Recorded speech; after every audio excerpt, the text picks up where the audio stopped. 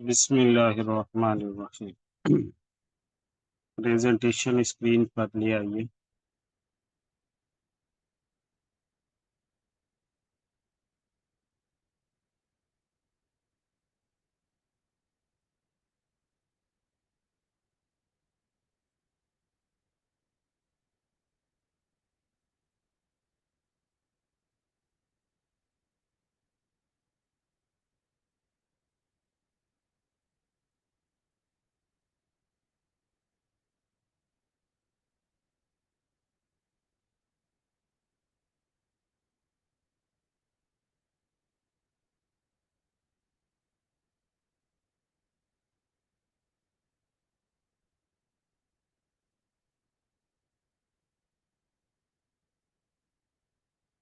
جی بسم اللہ الرحمن الرحیم۔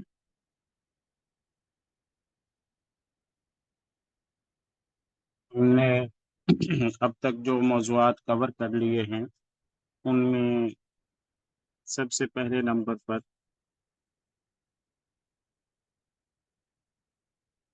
صلیبی جنگیں تھا۔ صلیبی جنگوں کے بعد ہم نے استشراق کو پڑھا، اور استشراق کے بعد اب استعمار کی بحث ہم نے شروع کی ہے۔ استعمار کا بھی اکثر حصہ ہم نے پڑھ لیا، لیکن جو ہمارے طرف بر صغیر میں استعمار آیا وہ موضوع بھی ہمارا رہتا ہے۔ آج ہم اسی پر گفتگو کریں گے انشاءاللہ۔ تو تاریخ انسانی کے جو بڑے استعمار ہیں، بڑے قبضے عالم اسلام پر ہیں، ان میں سے ایک جو ہے وہ بر صغیر کا استعمار بھی ہے۔ یہاں پر مختلف ملکوں نے قبضے کی کوششیں کی، اور ان میں سے پھر برطانوی ایسٹ انڈیا کمپنی کو کامیابی ملی۔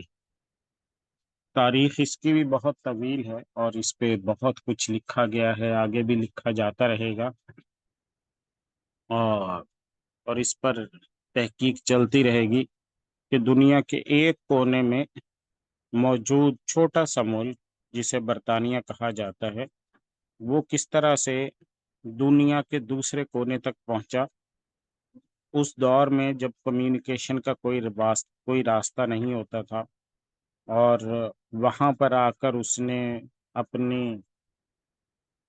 نو آبادیات قائم کی، اپنے بزنس کو اسٹیبلش کیا، تجارت کے ذریعے سے حکومت پر قابض ہو گئے، اور پھر یہاں پہ 1 صدی سے زیادہ عرصہ جو ہے وہ حکومت کرتے رہے، اور آخر میں بھی کمزور ہو کر دوسری جنگ عظیم کے نتیجے میں اس علاقے کو چھوڑ کر یہاں سے پھر رخصت ہو گئے۔ تو بہرحال یہ تاریخ کا ایک بہت بڑا باب ہے، اور اس میں بہت سے سبق ہیں، اور آپ حضرات کو جو ہم نے اسائنمنٹ دیے ہیں ان میں بھی بہت سی کتابیں ہیں جن کو آپ نے پڑھنا ہے، خلاصے تیار کرنے ہیں، اور اسائنمنٹس کے حوالے سے بتانا بھی ہے کہ کوئی مشکل تو آپ حضرت کو نہیں ہے اس میں آ رہی ہے، کوئی مشکل ہو، کتابیں نہ دستیاب ہوں یا کوئی اور مسئلہ ہو تو اس کو ڈسکس کر لیں ابھی، کیونکہ اس پہ آپ نے پریزنٹیشن بنانی ہے، اور اس پریزنٹیشن کے جو نمبر ہیں وہ آپ کے امتحان کا حصہ بنیں گے۔ تو اس لیے اس کی پریزنٹیشن سب نے بنانی ہے، اور پریزنٹیشن بنا کر اس کو مطالعہ کرنا ہے، پریزنٹیشن بنا کر پریزنٹ بھی کرنا ہوگا، اور اس کے باقاعدہ نمبر ہوں گے جو امتحان کا حصہ بنیں گے۔ تو بہرحال استعمار سے بہت کچھ سیکھنے کی ضرورت ہے، کہ مینجمنٹ، انتظام اور انصرام پر ایک ملک جب عبور حاصل کر لیتا ہے تو اس کے نتیجے میں وہ کس طرح سے دیگر ملکوں پر اپنے قبضے کو مستحکم کر لیتا ہے۔ تو یہ ہے استعمار، انگلینڈ کا استعمار، برطانوی استعمار۔ تو برطانوی استعمار جو ہے اس کو ہم نے دیکھنا ہے، برطانوی استعمار کا آغاز کب سے ہوا ہے۔ برطانوی استعمار نے برصغیر پہ کیسے قبضہ کیا، اور بہت سے ادوار ہیں جو یہاں پہ قابل غور و فکر ہیں، اور اس وقت سے یعنی 17ویں صدی سے کے آغاز سے جب یورپ میں نشأت ثانیہ رینیسانس کا آغاز ہوا ہے، اور انہوں نے اپنے ہاں یونیورسٹیاں، جدید تعلیمی ادارے، مینجمنٹ، لیڈرشپ سے یہ نئے بزنس کی جو مینجمنٹ ہے اس کو ریولوشنائز کیا، اس کو انقلابی طریقے سے انہوں نے تبدیل کیا. تو یہ ساری چیزیں برصغیر دیکھ رہا تھا. برصغیر کا جو حکمران طبقہ تھا اس نے یہ کوشش نہیں کی کہ ہمارے ہاں بھی ویسی یونیورسٹیاں ہوں، ہماری تعلیم گاہیں بھی ویسی ہوں، ہماری مینجمنٹ بھی ویسی ہو، ہماری لیڈرشپ بھی ایسی ہو، ہم لوگ بھی دنیا کے جو جدید ترین اس وقت کے جو ڈیولپمنٹس تھیں ان میں کنٹریبیوٹ کر رہے ہوں. تو حالانکہ برصغیر جو ہے وہ اس وقت دنیا کی 1/4 معیشت پر قابض تھا، اس سے بھی زیادہ مضبوط تھا جتنا آج امریکہ ہے. امریکہ کا جو جی ڈی پی ہے وہ آپ کو تقریباً $23 ٹریلین کے قریب ہے. 23-25 ٹریلین امریکہ کا جی ڈی پی ہے، اور دنیا بھر کا جو جی ڈی پی ہے وہ $110 ٹریلین کے قریب ہے. تو امریکہ جو ہے وہ بھی 20-22% دنیا کے جی ڈی پی میں کنٹریبیوٹ کرتا ہے. اور جبکہ جو ہمارا برصغیر تھا، مغلیہ سلطنت تھی، وہ 25% دنیا کی معیشت جو ہے اس کو وہ چلا رہے تھے. دنیا کی 25% معیشت جو تھی وہ برصغیر کے پاس تھی. اتنی دولت اللہ تعالیٰ نے برصغیر کو دے رکھی تھی، مغلیہ سلطنت کے پاس اللہ تعالیٰ نے اتنی فراوانی دے رکھی تھی. تو اس کے باوجود انگلینڈ یہاں پہ قبضہ کرنے میں کامیاب ہو گیا، اور یہاں پہ اپنی نو آبادیات قائم کرنے میں کامیاب ہوا. تو یہ چیپٹر ہے تاریخ کا جسے ہمیں دیکھنا ہے. اچھا، ساتھ ساتھ میں سوالات بھی کر سکتے ہیں اس موضوع سے متعلق. اچھا جی، پہلا سوال یہ آیا ہے کہ میری کتاب عربی میں ہے تو میں گوگل ٹرانسلیٹ سے ترجمہ کر لیتی ہوں لیکن پھر بھی لکھائی سمجھ نہیں آ رہی. ہاں، دیکھیں وہ کتاب کون سی ہے، اور کتاب ہمارے پاس اچھی ریزولوشن میں ہوں گی وہ کتابیں. اور گوگل پر اب ڈاؤن لوڈیبل عربی کی کتابیں کئی ورژن، اس کے کئی چھاپے اس کے آپ کو مل جائیں گے. تو اگر ایک ایسا پرنٹ ہے جو سمجھ نہیں آ رہا تو دوسرا لے لیں. اور دوسری میری یہ درخواست بھی ہوگی کہ کوشش کریں ان کی پرنٹ کروائیں. یہ کتابیں ہارڈ کاپی میں آپ کے پاس ہوں تو وہ سمجھ آئیں گی. گوگل ٹرانسلیٹ جو ہے وہ ابھی اتنا ایڈوانس نہیں ہوا ہے. چیٹ جی پی ٹی پھر بھی اچھی ہے. چیٹ جی پی ٹی کے جو پیڈ ورژن ہیں وہ زیادہ بہتر ہیں، تو چیٹ جی پی ٹی سے مدد لیں. اچھا جی، مجھے بھی مشکل ہو رہی ہے، میری ساتھی طالبہ چھوڑ چکی ہیں، میری کتاب بھی عربی میں ہے، ٹرانسلیشن بھی سمجھ نہیں آ رہی ہے. تو دیکھیں اس میں بھی میرا مشورہ یہ ہوگا کہ چیٹ جی پی ٹی سے مدد لیں. دوسرا یہ کہ جب آپ دینی طالبہ ہیں تو آپ کو عربی آنی چاہیے. تھوڑی سی مشکل ہوگی، اس کے علاوہ میں آسان ہوگی. اگر پھر بھی مشکل ہے تو مجھے بتائیں، ممکن ہے اس کتاب کا جو ہے وہ ترجمہ موجود ہو. تو کون سی کتاب ہے آپ کے پاس؟ وہ کتابیں ذرا یہاں مینشن کریں تو میں آپ کو وہ بتاتا ہوں. لیکن چیٹ جی پی ٹی سے مدد لے لیں، اس کو کہیں اس کو اپنی کتاب کا ایک چیپٹر دے دیں، اس اپلوڈ کریں اور اسے کہیں بھائی مجھے اس کا ترجمہ کر کے دو. اس کے پیجز کی اسکرین شاٹ لے کر اس کو دو، اور اس کو کہیں کہ بھائی اس کے ترجمہ بھی کر دیں، خلاصہ بھی لکھ کر دیں. لیکن اس میں بھی میرا مشورہ یہی ہوگا کہ آپ پرنٹ لیں.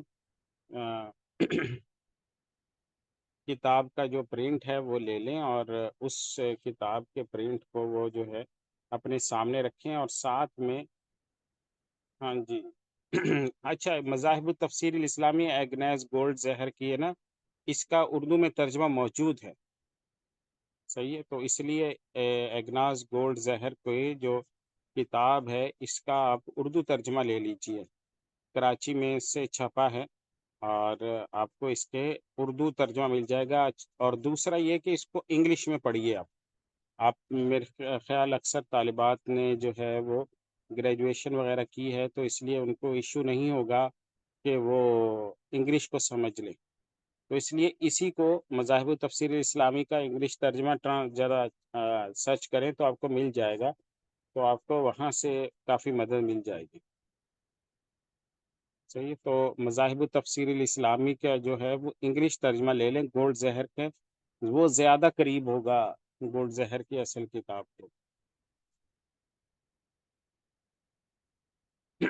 کتب اور ویب سائٹ سے مواد مل رہا ہے، مطالعہ جاری ہے، ٹھیک ہے، کتب اور ویب سائٹ سے بھی لیں، اور دوسری بات یہ کہ ریفرنس خود دیکھنے کا اہتمام کریں۔ اس وقت آن لائن ڈیٹا اتنا بڑھ گیا ہے کہ اس کی وجہ سے نوائز کریٹ ہوا ہے اور ہو رہا ہے، جعلی حوالے آ گئے ہیں، فیبریکیٹڈ، خصوصاً چیٹ جی پی ٹی وغیرہ اب فیبریکیٹ کر لیتے ہیں حوالوں کو، تو آپ لوگ اس سے بچیے گا اور اس کا بہت اہتمام کریں کہ اوریجنل سورس سے خود دیکھیں۔ اگر اس نے کہا ہے کہ بھائی بخاری شریف میں یہ حدیث ہے تو دیکھو بھائی واقعی اس کتاب میں ہے یا نہیں ہے، تو اس لیے محنت کی عادت ڈالیں اور ریفرنسز کو خود دیکھنے کی عادت ڈالیں۔ اچھا جی، پریزنٹیشن کا ٹاپک کتابوں کے نام دوبارہ بتا دیجئے، جمع کرانے کی آخری تاریخ ہو، میرے خیال میں آپ کے ایڈمن گروپ میں جو نگران ہیں انہوں نے ڈال دیا ہوگا، تو ٹاپکس میں نے تو لکھ کر ایک دفعہ بھیج دیے تھے، باقی وہ انہوں نے کچھ ایڈجسٹ بھی کیا ہوگا، تو میرا مشورہ یہ ہے کہ آپ انہی سے رابطہ کریں۔ آخری تاریخ 6 جولائی ہے جی، اور پھر بھی کوئی مشکل ہوتی ہے مجھے بتائیں کسی کتاب میں، لیکن جو عربی کتاب ہے نا، عربی سورسز میں جو اولین کتابیں لکھی گئی ہیں ان کو براہ راست عربی سے پڑھیے۔ جی پی ٹی کیا ہوتا ہے؟ چیٹ جی پی ٹی لکھیں گے تو آ جائے گا، اس میں وہ خود ہی آپ کو بتائے گا کہ میں کیا ہوں، اسی سے پوچھے بھی آپ کیا کر سکتے ہو، میری مدد کیا کر سکتے ہو، تو وہ خود بتائے گا۔ میں آپ کی کتابیں پڑھ کے خلاصہ بتا سکتا ہوں، پریزنٹیشن بنا سکتا ہوں، آپ کو سمجھا سکتا ہوں، کوئی مسئلہ ہو وہ بتا سکتا ہوں۔ مذاہب و تفسیر صاحب، پریزنٹیشن کا ٹاپک کتابوں کے نام دوبارہ بتائیے، اپنے معلمہ سے رابطہ کر لیجئے۔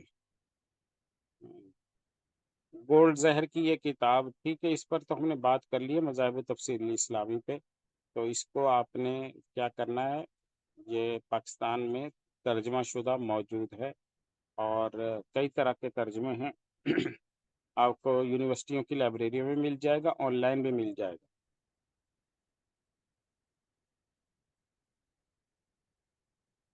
اچھا جی، چلو، بہرحال سوالات پھر بھی کوئی مشکل ہو کتاب کے حوالے سے تو بتائیے، تاکہ اور اصل بات یہ کہ اس کو خود سے سرچ کرنے کی عادت ڈالیں، گوگل پر ہر چیز مل جاتی ہے، فری ورژن بھی اب چیزوں کے بڑی تعداد میں دستیاب ہیں، اس وجہ سے وہاں سے آپ نے مدد لینی ہے۔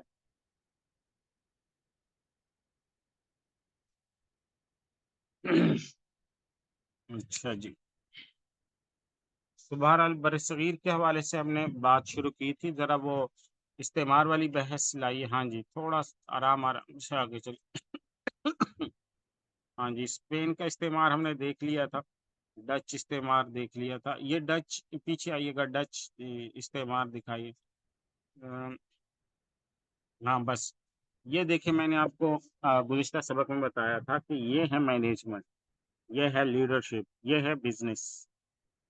یورپ 17ویں صدی سے اس روٹ پر آ گیا تھا، اور ہمارے ہاں لوگ ابھی بھی اس پہ گفتگو نہیں کرتے ہیں، یہ ہماری زندگیوں کا ایک بہت بڑا مسئلہ ہے کہ پورا جو ملک ہے، پوری عالم اسلام میں جو لوگوں کی مینٹیلٹی ہے وہ بن گئی ہے نوکری پیشہ ہونے کی، لوگ بڑی سے بڑی نوکری کی تلاش میں ہوتے ہیں، لیکن اس کوشش میں نہیں ہوتے کہ اپنے بزنسز کھڑے کریں۔ تو یہ بزنس کی آپ طاقت دیکھیں کہ ڈچ ایسٹ انڈیا کمپنی تاریخ انسانی کی سب سے بڑی کمپنی، ہسٹریز لارجسٹ کمپنیز، تو یہ دیکھیں ڈچ ایسٹ انڈیا کمپنی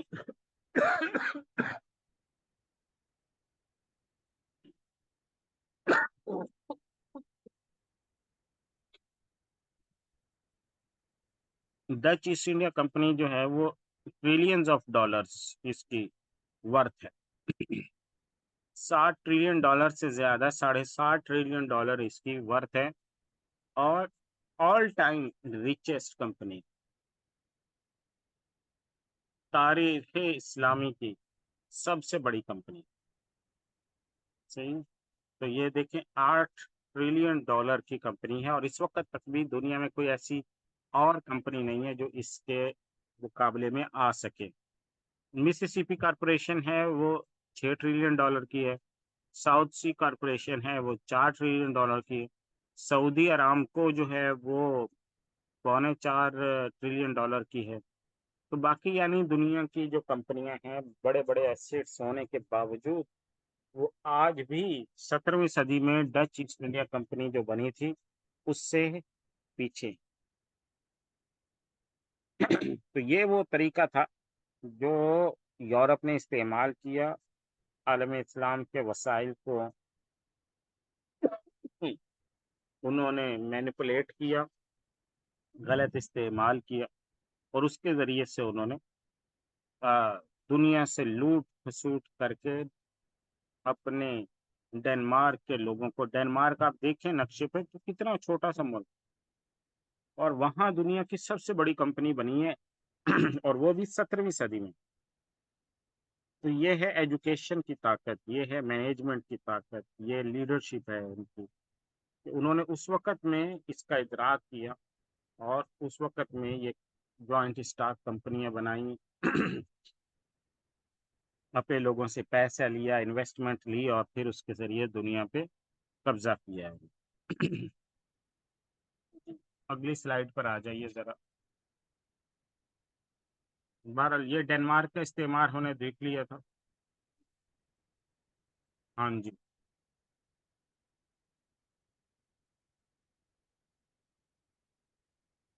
یہ پہلی اور دوسری جنگ عظیم کا بھی بڑا اہم کردار ہے، اس کو میں بعد میں بتاؤں گا، لیکن کیونکہ یہاں پہ آ کے پھر کولیپس ہو جاتا ہے استعمار جو ہے اس کا خاتمہ ہو جاتا ہے یہاں تک پہنچتے پہنچتے.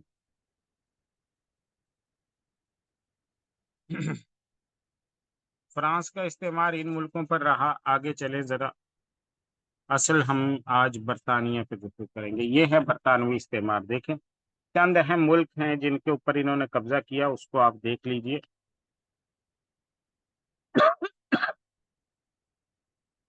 ہاں جی، پچھلی سلائیڈ پر رہیے گا. یہ دیکھیں ہندوستان پہ انہوں نے قبضہ کیا ہے. 1857 کی جنگ آزادی کے دور کو کہتے ہیں، ورنہ 1757 میں انہوں نے قبضہ کر لیا.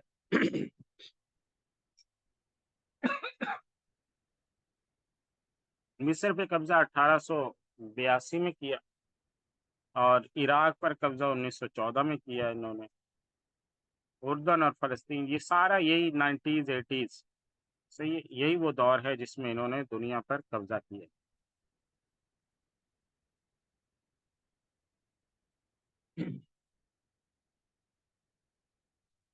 عراق پہ قبضہ کیا، اردن اور فلسطین پر قبضہ کیا، سوڈان پر قبضہ کیا ہے، نائجیریا، زنجبار. اب زنجبار دنیا کے نقشے سے ختم بھی ہو گیا، بلکہ اس کو جو دوسرے ملک کا حصہ بنا دیا گیا ہے، تنزانیہ کا. تو تنزانیہ نے زنجبار پہ قبضہ کر لیا. اب اس کا ایک ساحلی علاقہ بن گیا. دنیا میں بہت سیاح جاتے ہیں یہاں پہ. زنجبار کا بڑا نام ہے سیاحت میں. حالانکہ یہ سارا جو جزیرہ ہے یہ سارا مسلمانوں کا ہے، اب بھی مسلمان ہی مسلمان ہے وہاں.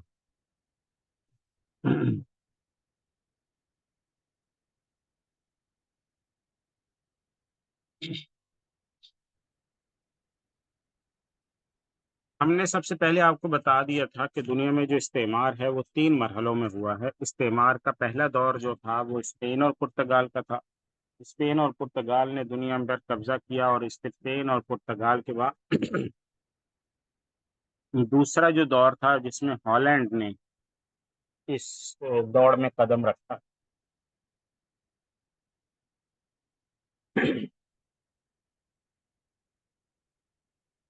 اور اس کے بعد جو ہے اگلا جو دور آیا اس میں برطانیہ اور فرانس جو تھے وہ دنیا کے اوپر قبضے کی اس دوڑ کا حصہ بنے۔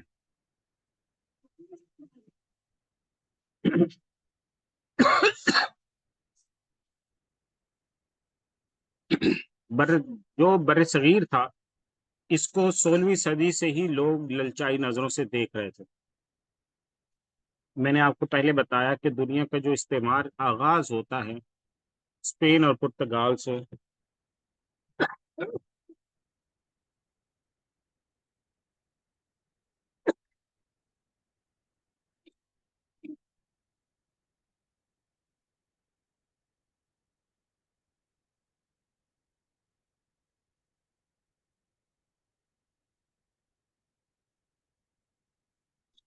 تو اسپین اور پرتگال سے جو استعمار کا آغاز ہوتا ہے ان کا مقصد بھی یہی تھا کہ جی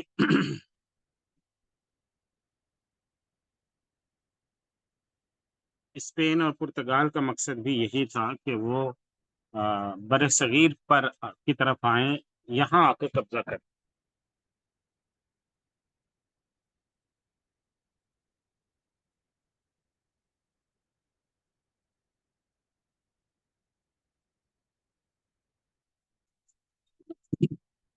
تو اس جو بر صغیر ہے یہ پوری دنیا کی نظروں میں تھا 16ویں صدی سے، اور پوری دنیا یہ جانتی تھی کہ دنیا میں اگر کسی کے پاس دولت ہے، پیسہ ہے، تو وہ یہ ہندوستان، پاکستان، بنگلہ دیش، سری لنکا، مالدیپ، یہ والے ایریا کے پاس ہے۔ تو اس کی طرف دنیا جو ہے وہ لالچائی نظروں سے دیکھتی تھی، اور اسی لیے انہوں نے پھر یہ کوشش شروع کی کہ اس علاقے کے اوپر ہمارا قبضہ ہو جائے، ہمارا استعمار قائم ہو جائے۔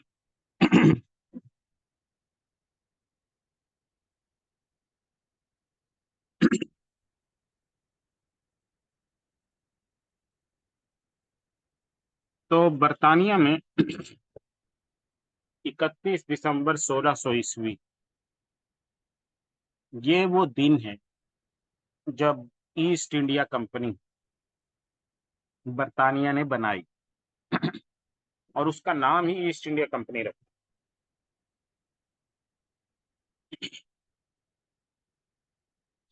یعنی ان کا ہدف ہی انڈیا تک پہنچنا تھا، یعنی ہمارے علاقے بر صغیر تک پہنچنا۔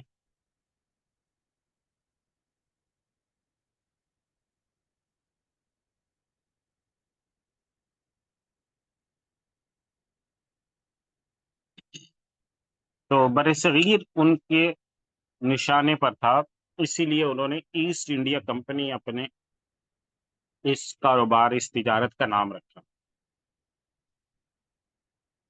215 تاجر ملے، انہوں نے ابتدائی انویسٹمنٹ کی، اور یوں یہ کمپنی وجود میں آئی۔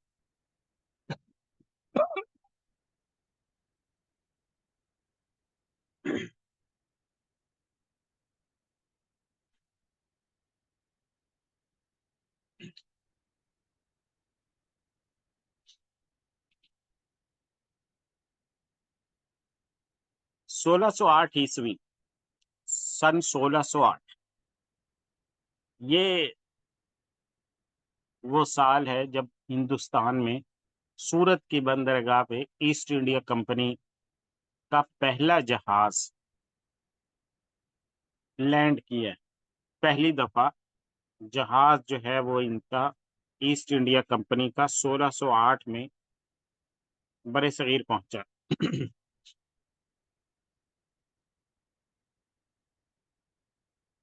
اور ایسٹ انڈیا کمپنی نے 1608 عیسوی میں اپنی کمپنی کی تجارت کو فروغ دینے کے لیے سر تھامس رو کی خدمات حاصل کی۔ یہ سر تھامس رو جو ہیں یہ وہ آدمی ہیں جو برطانیہ کی طرف سے مختلف سفارتی خدمات سر انجام دے چکا تھا، اور اس سے تجربہ تھا ملکوں میں جانے کا، بادشاہوں سے ملاقات کرنے کا، اور ان سے اپنے مطالبات منوانے کا۔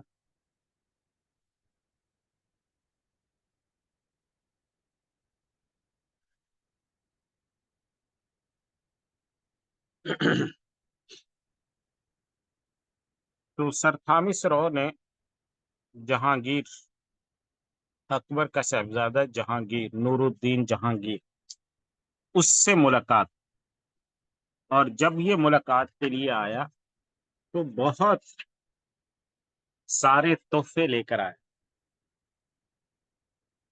اور جہانگیر کے دربار میں حاضری کی اس کو اجازت نہیں ملی۔ بہت عرصہ اس نے کوشش کی، بڑی مشکل سے اس کو دربار میں آنے کی اجازت ملی۔ بادشاہ کو اس نے تحفے پیش کیے اور یہ اجازت مانگی بادشاہ سے کہ ہمیں یہاں تجارت کرنے کی اجازت ہے۔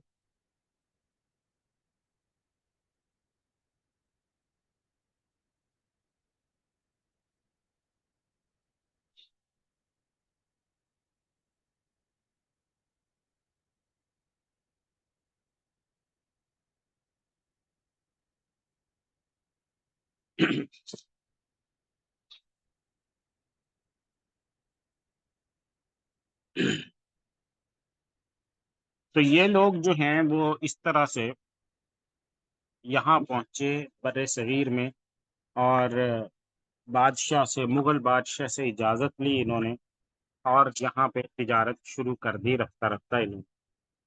جب یہ یہاں پر آئے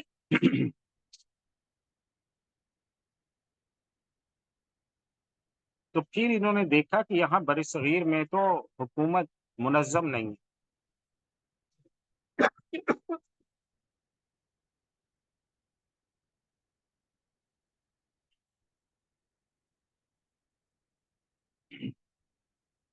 ساتھ ہی انہوں نے یہ دیکھا کہ یہاں پر تو قبضہ ہو سکتا ہے۔ آپس میں ان کے لڑائی جھگڑے بہت سے ہیں۔ اکثریت ہندو ہے، مسلمانوں کی تعداد اتنی نہیں ہے، لیکن حکومت مسلمانوں کے پاس ہے، تو ان کو لڑوانا آسان ہے۔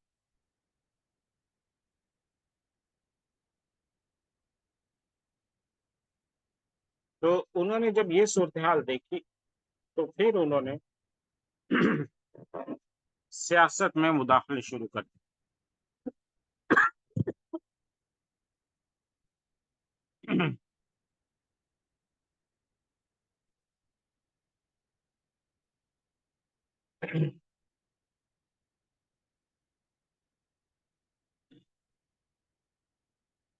تو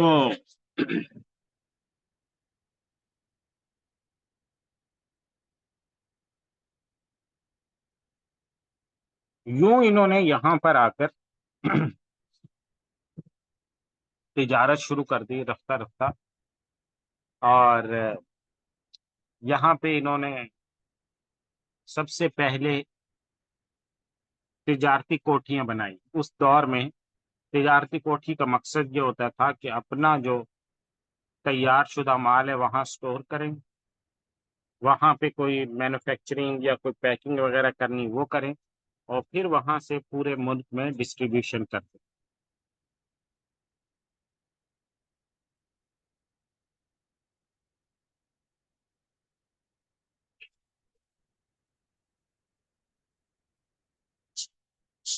انہوں نے اپنے یہ جو تجارتی کوٹھیاں یعنی فیکٹریاں جو ہیں وہ بنانا شروع کر دی، اور ان میں مسالے، ریشم، جو دوسری مصنوعات ہیں ان پہ کام کرنا شروع کر دی۔ لیکن ان کو صرف اتنی اجازت ملی تھی کہ آپ یہاں پہ تجارت کر سکتے ہیں اور اپنی جو ہے وہ تجارتی کوٹھی یعنی فیکٹری لگا سکتے ہیں۔ اس دوران میں کچھ اہم واقعات پیش آئے۔ جب برطانوی یہ لوگ یہاں پر آئے، انہوں نے دیکھا کہ بھائی یہاں تو ہم رفتہ رفتہ مزید طاقت حاصل کر سکتے ہیں، تو 1637 میں اگلا واقعہ پیش آتا ہے۔ 1637 میں بادشاہ جو شاہ جہان تھا، اس شاہ جہان کی بیٹی بیمار ہو، اس کا علاج کسی کے پاس نہیں تھا۔ اس دور میں برِ صغیر میں تھی حکمت، حکیم ہوتے تھے، اور یورپ میں میڈیکل سائنس وجود میں آ چکی تھی، وہاں پہ جدید تحقیقات شروع ہو چکی تھی، اور برِ صغیر میں ابھی تک پرانا حکمت اور طب والا جو سسٹم ہے وہی چل رہا ہے۔ تو ہوا یہ کہ بعد وہاں ایک انگریز ڈاکٹر آیا ہوا تھا 1637 میں، اس کا نام تھا ڈاکٹر بائیڈن۔ اس سے پتہ چلا کہ بادشاہ کی بیٹی بیمار ہے اور پورے ملک میں کوئی بھی حکیم اس کو صحیح نہیں کر پاتا، اور بادشاہ نے اعلان کر دیا ہے کہ جو شخص بھی میری بیٹی کو صحیح کرے گا اس کو منہ مانگا انعام میں دوں گا۔ تو یہ جو ڈاکٹر بائیڈن ہے یہ چلا گیا، اور اس نے کہا کہ میرے پاس اس کا علاج ہے، اور میڈیکل سائنس جو ہے وہ ہماری ترقی کر چکی ہے، اور ہم بادشاہ کی بیٹی کا علاج کریں۔ اللہ کا کرنا یہ ہوا کہ وہ ڈاکٹر بائیڈن ہے، ظاہر ہے اس کے پاس اس دور کے جدید میڈیکل سائنس کا علم تھا۔ اس نے شاہ جہان کی بیٹی کا علاج کر جب بیٹی اس کی صحیح ہو گئی تو بادشاہ نے کہا، دربار میں بلایا ڈاکٹر بائیڈن کو،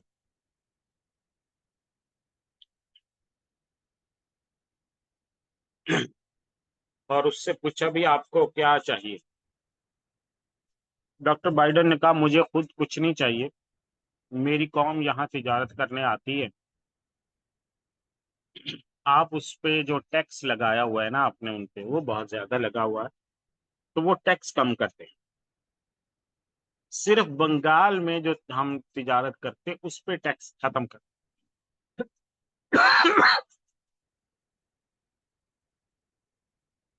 تو بادشاہ نے کہا یہ بھی کوئی بات ہے۔ انہوں نے شاہ جہان نے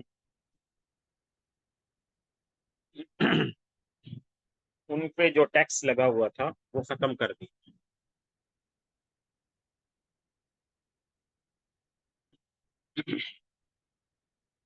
اور ایسٹ انڈیا کمپنی جو ہے اس نے تجارت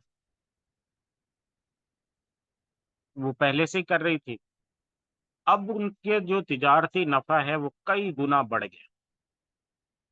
بنگال میں ان پر ٹیکس ختم ہونے سے اب سارا نفع ایسٹ انڈیا کمپنی کی جیب میں جاتا، اور اس نفع سے انہوں نے مدراس اور برِ صغیر کے کئی شہروں میں بڑی بڑی فیکٹریاں قائم کرنے شروع کر، قلعے خرید لیے،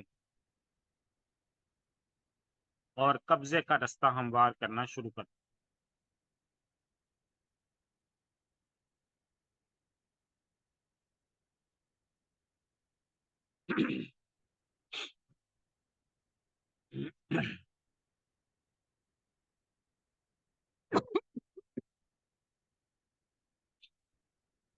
جب انگریز کی فیکٹریاں بڑی تعداد میں ہوئیں تو انگریزوں نے اپنی فیکٹریوں کی سیکیورٹی کے لیے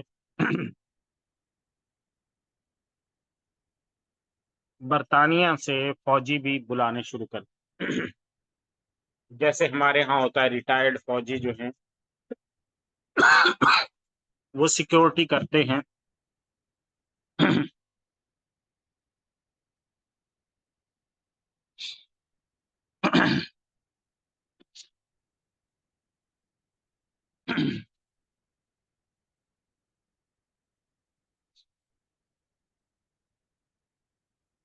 تو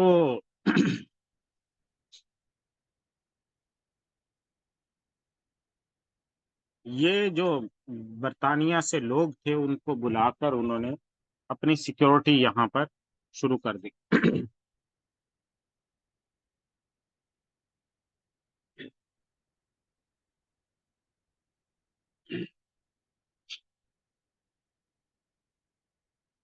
اور اس سیکورٹی کے ذریعے سے انہوں نے اپنی فیکٹریوں کو محفوظ کرنا شروع کیا۔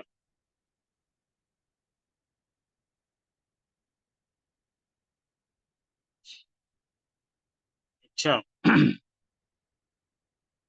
اور ہونے یہ لگا کہ برے صغیر میں چونکہ سرداری سسٹم بھی تھا، وڈیرے بھی تھے، تو وہ مختلف وڈیروں کی جب لڑائیاں ہوتی، وہ برطانوی لوگوں سے لڑنے والے فوجی لے لیتے، تو برطانوی اپنے دستے دیتے اور ان کو کرایہ لیتے اس کا بدلے بھی۔ کسی کو توپیں چاہیے ہوتی، اسلحہ چاہیے ہوتا، وہ بھی یہ برطانوی ایسٹ انڈیا کمپنی سے مانگ لیتے۔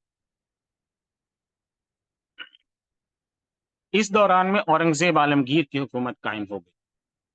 اورنگزیب عالمگیر بہت دبنگ حکمران تھا، بہت سخت اور بڑی گرفت تھی اس کی، اور ویسے بھی بہت پرہیزگار اور متقی تھا، بہت عبادت گزار تھا، محنتی بہت تھا، 3 گھنٹے رات میں صرف سوتا تھا، اور ایک جگہ میں نے پڑھا کہ وہ 1000 رکعت نفل پڑھتا تھا، ایک جگہ میں نے پڑھا کہ وہ 100 رکعت نفل پڑھتا تھا روزانہ، اور قرآن مجید اپنے ہاتھ سے لکھتا تھا۔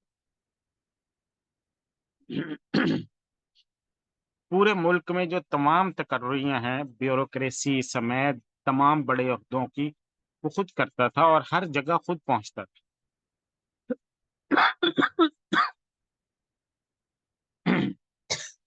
اورنگزیب عالمگیر نے ایسٹ انڈیا کمپنی کی یہ چالاکیاں دیکھی تو ان پہ پابندیاں کافی ساری لگا دی، اور ایسٹ انڈیا کمپنی کے بڑے بڑے افسران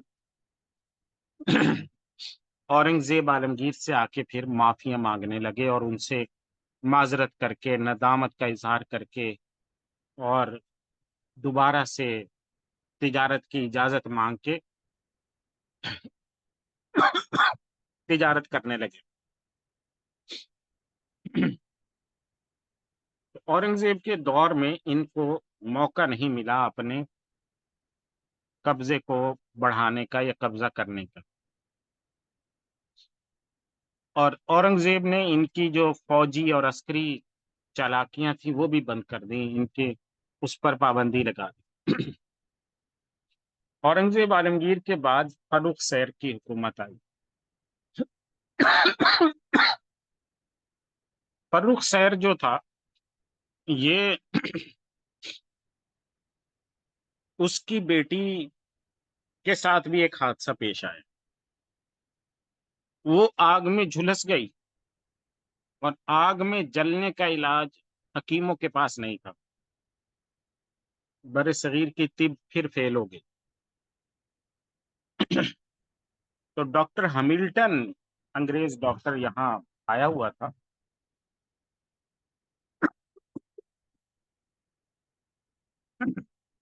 اس نے شہزادی کے علاج کی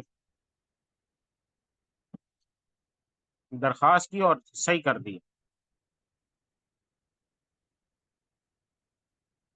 اور اس کے نتیجے میں اس نے فروخ شہر سے منظور کروا لیا کہ بھائی ہمیں تجارت پر لگے ہوئے سارے ٹیکسوں سے چھوٹ دے دی جائے۔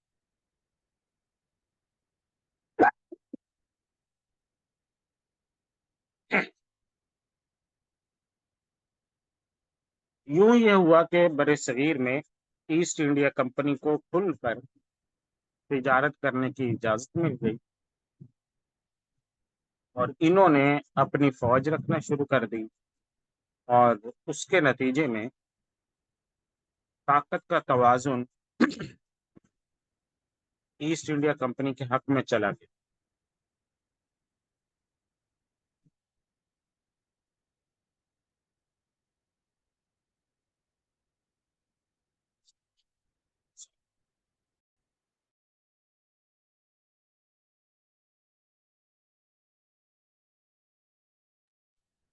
اچھا جی، اچھا آپ کے سوالات دیکھ لیتے ہیں پھر آگے چلتے ہیں۔ چیٹ جی پی ٹی کیا ہوتا ہے؟ Chat G P T application ہے، اور مینجمنٹ کو چاہیے کہ آپ تمام کو چیٹ جی پی ٹی کی ایک ٹریننگ بھی دے دیں۔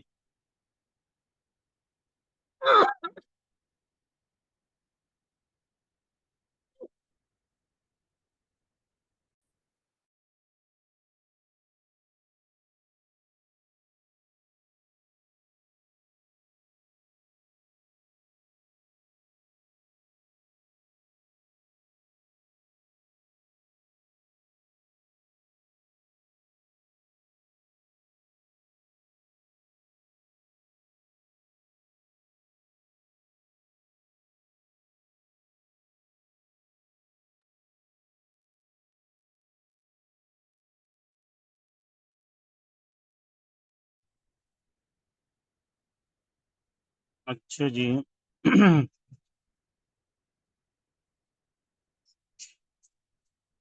الاستعمار احقاد و تما یہ آسان کتاب ہے، میرے پاس اس کی پی ڈی ایف بہتر شکل میں موجود ہے، وہ چاہیے ہو تو وہ بھیج دیں گے۔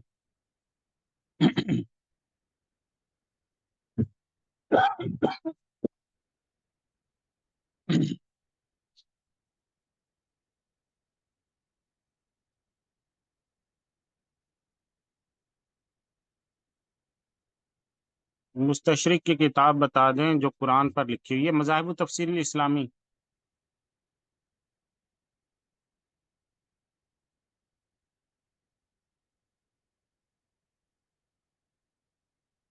جی، یہ جو فروخ سیر والا واقعہ بھی ہے وہ میں نے ابھی بتا دیا آپ کو۔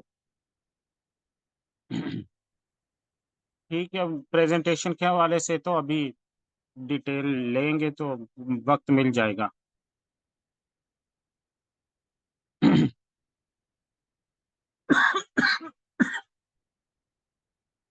اچھا، چائنا بھی ایسٹ انڈیا کمپنی ہے؟ نہیں، اس طرح سے ایسٹ انڈیا کمپنی نہیں ہے۔ اس پہ اگلی کسی نشست میں گفتگو کر لیں گے انشاءاللہ۔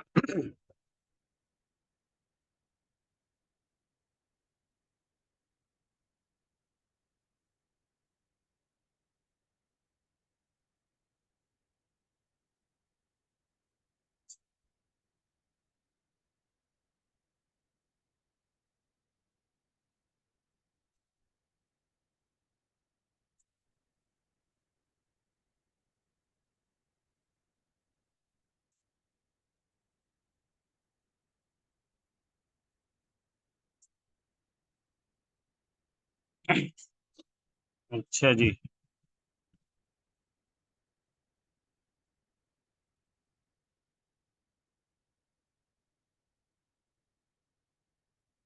1757 وہ سال ہے جب پہلی دفعہ ایسٹ انڈیا کمپنی نے بر صغیر پہ قبضہ کیا۔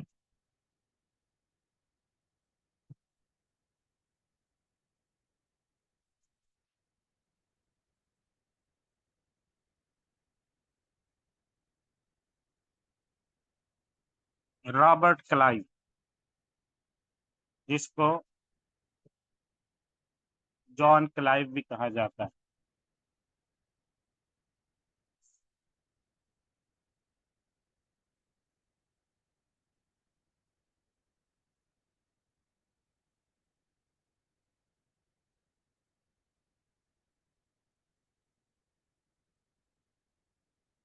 تو جان کلائیو جو ہے یہ ایسٹ انڈیا کمپنی کا کلرک تھا، لیکن رفتہ رفتہ اس کے پاس ایک فوجیوں کا دستہ اس نے بنا لیا، کمپنی کا لیڈر بن گیا۔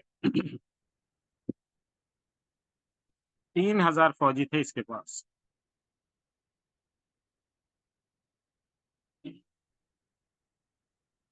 اور ان 3000 لوگوں کے ساتھ اس نے پہلی جنگ جیتی ہے،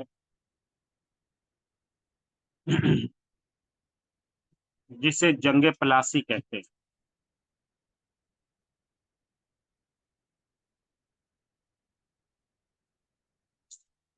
اور سراج الدولہ، نواب سراج الدولہ جو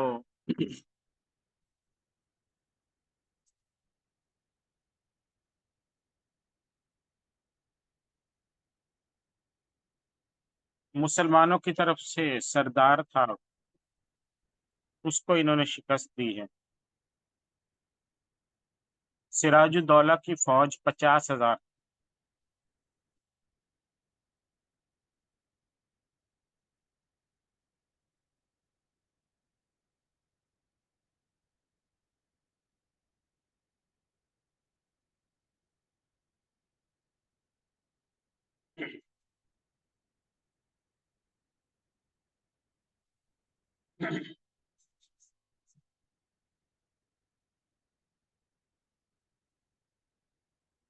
تو نواب سراج الدولہ کی 50,000 فوجیوں کو 3,000 عیسائیوں نے شکست دے دی، اور 3,000 یہ لوگ جو تھے اس لیے جیت گئے کہ ان کے پاس جدید اسلحہ تھا۔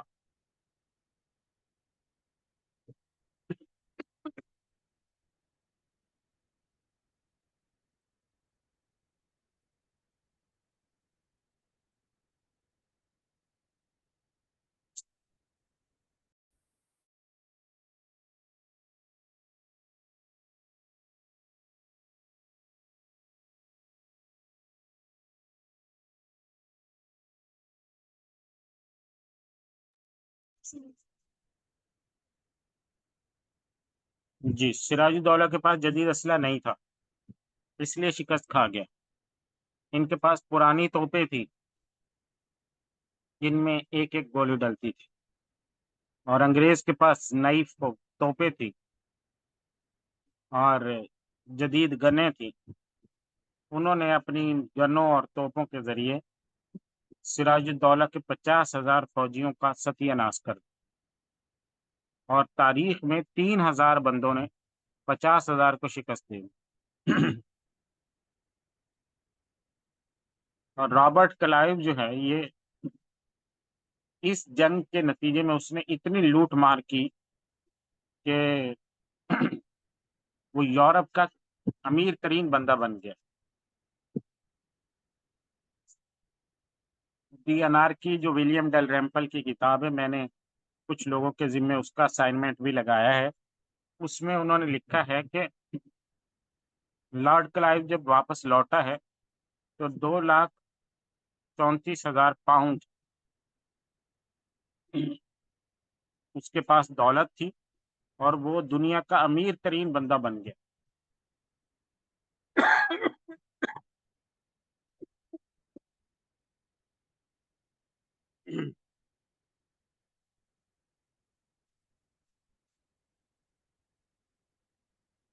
تو اس سے اندازہ لگائیں کہ برِ صغیر میں کتنی دولت تھی کہ کہ صرف ایک ریاست پہ قبضہ کر کے وہ امیر ترین بندہ بن گیا۔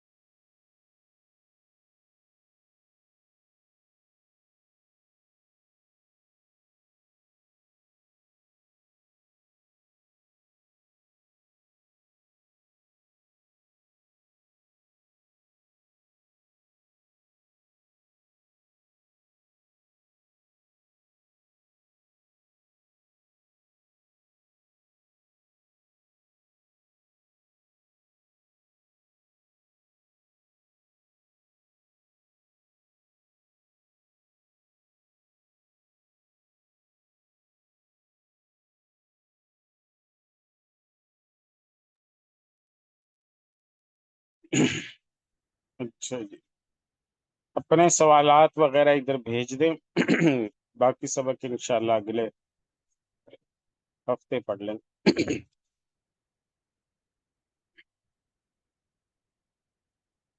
سیرت النبی پر اعتراضات کی کتاب، یہ جو کتابیں آپ لوگوں کے اسائنمنٹ پہ ذمے لگی ہیں،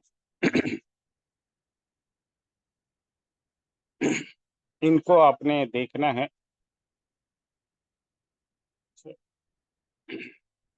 سیرت النبی علامہ شبلی نعمانی، اس میں آپ کو بہت سارے مستشرقین کے اعتراضات مل جائیں گے آسانی سے۔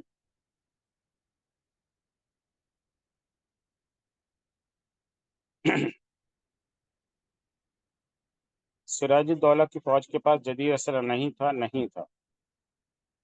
یہ لوگ عیسائی مذہب کے تھے، ظاہر ہے برطانیہ سے آئے تھے تو عیسائی تھے یہ لوگ۔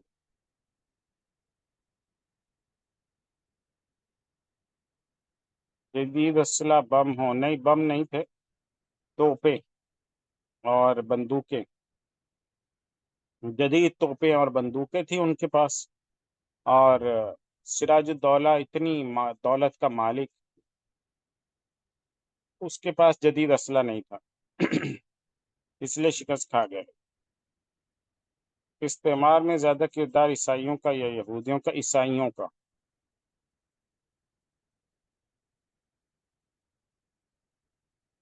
چیٹ جی پی ٹی کی معلومات یقینی نہیں ہوتی ہیں بہت ساری چیزیں، بس وہی ہے کہ ریفرنس اس سے مانگے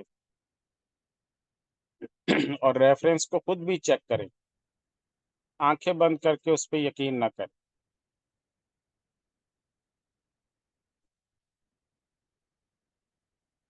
تو ریفرنس دیکھے بغیر یقین نہ کریں، یہ ضروری ہے بس۔ لیکن چیٹ جی پی ٹی آپ کو بہت کچھ مدد کر دیتی ہے، کافی سارے کلو مل جاتے ہیں، آپ کو راستہ نظر آ جاتا ہے۔ اور اس کے جو پرو ورژن وغیرہ ہیں ان میں زیادہ اوتھینٹک چیزیں ہوتی۔